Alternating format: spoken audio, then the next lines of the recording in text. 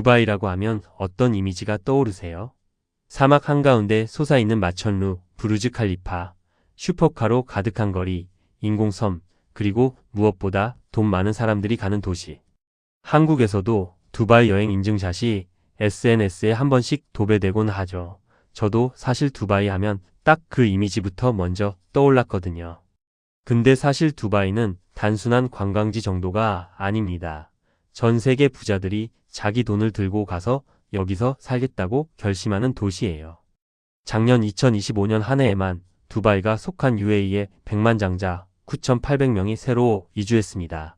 그 전해에 미국이 3,800명이었으니까 미국의 거의 2배이고 백만장자 유입 3년 연속 세계 1위였어요. 근데 그 두바이가 지금 텅 비어가고 있습니다. 부자들이 들어오는 게 아니라 등을 돌리는 도시가 됐어요. 그것도 단 1년 만에요. 많은 부자들이 몰렸던 두바이가 왜 한순간에 텅 비어가는 도시가 되었을까요? 두바이가 어떻게 부자들의 천국이 됐는지, 그리고 왜 한순간에 무너졌는지 한번 들여다봅시다. 두바이의 시작은 의외로 평범했습니다. 1985년만 해도 그냥 사막에 있는 작은 무역항이었거든요. 그런데 그의 두바이 통치자가 칙령 하나를 내립니다. 두바이 항구 옆 자유무역 지구를 만든다. 핵심은 단순했어요. 여기 들어오면 50년간 법인세 영원, 외국인이 회사를 100% 가질 수 있고 수입 재수출 관세도 면제. 사실 제가 이 숫자를 처음 봤을 때 좀 의외였는데요. 처음엔 19개 회사로 시작했어요. 근데 지금은요? 100여 개국 8,700개 기업이 입주해 있습니다. 포춘 글로벌 500대 기업만 100곳이 들어왔어요. 두바이 GDP의 23%를 이 자유무역지구 하나가 담당합니다. 그리고 2002년 두바이가 또 한 번 결정적인 카드를 꺼냅니다. 외국인이 두바이 부동산을 100% 소유할 수 있게 만든 거예요. 다른 중동 국가들은 외국인한테 임대만 허용했는데 두바이는 아예 가지세요 한 거죠. 그러니까 한국 사람이 두바이 가서 아파트 한 채 사면 그게 평생 내 거가 됩니다.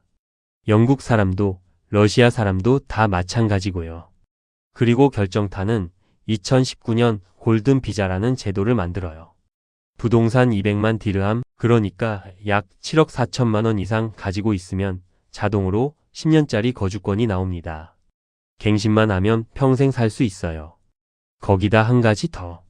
두바이에서 버는 돈, 소득세 0%, 자본이득세 0%, 그러니까 집이나 주식을 팔아서 번 돈도 세금이 0원이고요. 상속세 0%. 영어 통용되고 치안 좋고 사립학교 학비는 영국의 3분의 2 수준입니다. 이 모든 게 자석처럼 부자들을 끌어들였어요. 그런데 결정적인 사건이 2025년 4월 6일에 터집니다. 영국 노동당 정부가 225년 역사의 비거주자, 세제, 그러니까 논돔 제도를 폐지한 거예요. 이게 뭐냐면 외국에서 온 부자가 영국에 살아도 자기 나라에서 번 돈은 영국 세금 안 내도 되는 제도였어요. 무려 225년 동안 부자들의 영국행을 자석처럼 끌어당겼던 거죠. 저도 처음엔 이게 그냥 세금 정책 얘기려니 했는데 사실 이게 꽤 큰 변화였거든요. 근데 이걸 폐지한 거예요. 한국으로 치면 기획재정부 장관 격인 라첼 리브스 영국 재무장관이 2024년 가을 예산을 발표하면서 이제부터는 영국에 4년 살면 자기 나라에서 번 돈도 빼놓지 않고 영국 세금 매기겠다고 선언했고 2025년 4월부터 시행됐습니다. 그러자 어떤 일이 벌어졌을까요? 부자들이 짐 싸고 탈출하기 시작했어요. 그 1순위 행선지가 두바이였습니다. 0% 세금, 골든 비자, 부동산 100% 소유, 영어 통용. 영국 사립학교에 자녀 보내던 부자한테 두바이는 거의 완벽한 대안이었거든요. 결과를 한번 보세요. 영국에서는 2025년 한 해에만 백만장자 약 16,500명이 빠져나간 것으로 추산됩니다. 자산으로 환산하면 918억 달러, 한국 돈으로 약 130조 원이 영국을 떠난 거예요. 그리고 그 부자들이 가장 많이 향한 곳 UAE는 같은 해에 9,800명을 빨아들였습니다. 전년 대비 98% 증가. 사상 최대치였어요. 그래서 두바이에는 지금 백만장자가 몇 명이나 살고 있을까요? 81,200명. 이 중에서 1억 달러 이상 가진 진짜 큰손, 센티 밀리어네어가 237명. 빌리어네어 그러니까 1조 원 이상 가진 사람이 20명. 2014년부터 2024년까지 10년 동안 두바이의 백만장자 수는 102% 늘었어요. 전 세계 도시 중에서 1위였습니다. 그런데 2026년 2월 28일 한순간에 모든 게 무너졌습니다. 이란 전쟁이 터진 후 단 한 달이 지났을 때 영국의 경제 전문지 파이낸셜 타임스가 충격적인 숫자를 발표합니다. 두바이에 살던 영국인 약 24만 명 중 3만 명이 도시를 떠났다. 8분의 1이에요. 한 달 만에. 그리고 그 빈자리는 두바이 어디에서나 보였습니다. 두바이 호텔 점유율, 그러니까 객실에 손님이 얼마나 차 있는지가 2026년 3월 14일 그 주에 22.8%까지 떨어졌어요. 코로나 직후인 2020년 4월 이후 최저치. 5성급 호텔은 1월에 82% 차 있다가 3월엔 35%도 못 채웠어요. 그룹 예약은 80%가 취소됐고 전체 예약도 60%가 날아갔습니다. 제가 이 수치를 처음 봤을 때 진짜 멈칫했어요. 부동산은 어땠을까요? 2026년 3월 두바이 주택 가격이 한 달 만에 5.9% 떨어졌어요.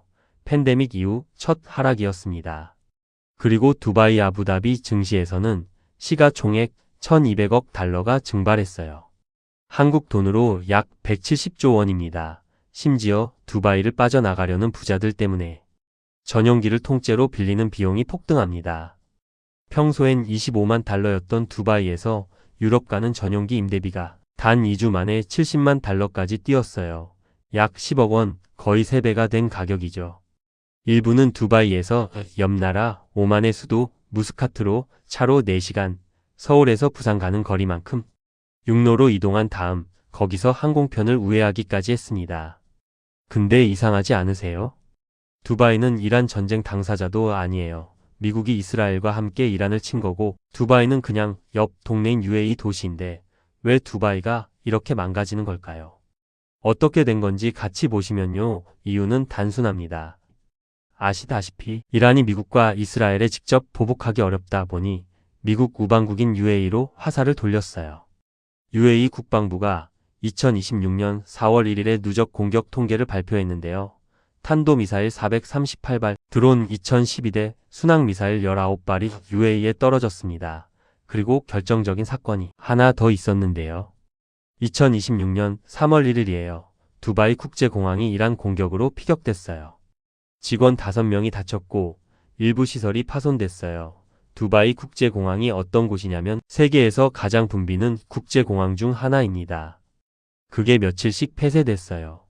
심지어 두바이의 자랑이었던 돛담배 모양의 7성급 호텔로 유명한 부르즈 알 아랍 호텔이 격추된 이란 드론 잔해로 화제가 났고 인공 야자수 섬으로 유명한 팜 주메이라의 5성급 페어몬트 호텔에서는 폭발 피해가 발생했습니다.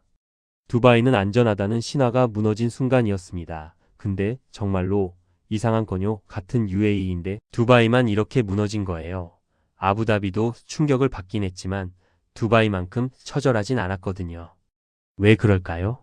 근데 답을 알고 보면 단순합니다. 두바이 GDP에서 석유가 차지하는 비중은 1% 미만입니다. 1980년대만 해도 50%였는데 지금은 1%가 안 돼요. 두바이는 사실 석유 도시가 아니에요. UAE 전체 석유 매장량의 96%를 옆 동네 아부다비가 가지고 있거든요. 그러면 두바이는 뭘로 굴러갔을까요? 도매소매 무역, 운송물류, 금융보험, 관광 숙박? 이게 두바이 GDP의 거의 전부입니다. 그리고 이 모든 산업의 공통점은 외국인이 만들고 외국인이 사는 도시라는 것이었어요. UAE 인구 약 350만 명 중에서 외국인이 88%에서 90%입니다. 자국민, 그러니까 에미리트 시민은 10%밖에 안 돼요. 두바이는 외국인 손님이 90%인 호텔 같은 도시였던 거예요. 호텔 손님이 사라지면 호텔은 그냥 멈춥니다. 그러니까 이란이 두바이 공항을 때리고 한국이 수입하는 원유 대부분이 지나가는 호르무즈 해협을 봉쇄하면서 외국인들이 여기서 도망쳐야겠다 결심한 순간 두바이라는 시스템 자체가 무너지기 시작한 거예요.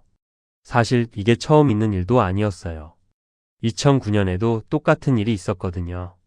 두바이가 채무 위기에 빠졌을 때 옆 도시 아부다비가 100억 달러를 긴급 구제 금융으로 보냈어요. 두바이가 못 갚을 빚 590억 달러 중에 41억 달러는 그날 바로 갚았고요. 두바이의 약점은 사실 1985년부터 그 구조 안에 있었어요. 외국 자본에 100% 의존하는 구조 말이죠. 아무튼 저는 두바이를 부자 천국으로 만든 그 매력이 뭐였는지 다시 한번 생각해 보게 됩니다. 0% 세금, 외국 자본 100% 소유, 그리고 외국인 인구 90% 두바이가 자랑한 그 모든 게 사실은 여기는 외국인이 굴리는 도시다라는 뜻이었어요. 그게 매력이었어요. 그게 두바이를 세계 1위 부자 도시로 만들었어요. 그리고 바로 그게 외풍이 한번 부니까 풍차처럼 멈춰버린 이유였습니다. 지금 이 순간도 두바이에서는 부자들이 빠져나가고 있고 전쟁은 끝나지 않았어요. 영국 부자들 중 일부는 영국으로 못 돌아갑니다. 가면 그동안 안 내던 세금이 부활하니까요. 그래서 스위스, 스페인, 포르투갈 같은 나라로 우회 이주하고 있다고 해요. 외국인이 만든 도시는 외국인이 떠나면 멈춥니다. 두바이가 지난 1년 동안 우리에게 보여준 건 외국 자본의 본질이었어요. 화려해 보이는 도시 뒤에 숨어있던 의존 구조가 전쟁이라는 외풍 한 번에 한순간에 드러난 거죠. 이상 지식 뉴스였습니다.